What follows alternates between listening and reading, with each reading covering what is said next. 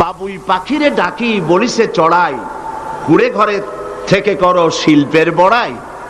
যদিও বাবুই পাখি চড়ুই পাখি বাবুই পাখিকে এটা বলেছে, আসলে শিল্পের বড়াই করার মতো।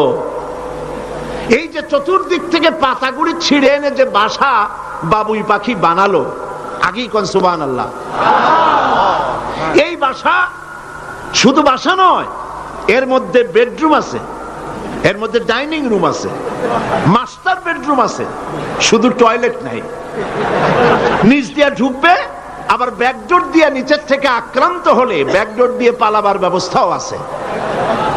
এই বাসার ভেতরে কোন বিদ্যুৎ লাইন পিডিপি বা আরইবি কেউ লাইন দেয় নাই, ফলে বেচারা অন্ধকারে তারা স্বামী স্ত্রী কনজুগাল লাইফ লিড করবে কি করে।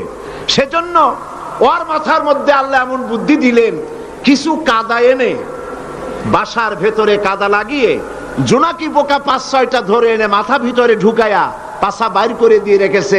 অটোমেটিক জিরো পাওয়ারের বাল্ব তৈরি হয়ে গেছে।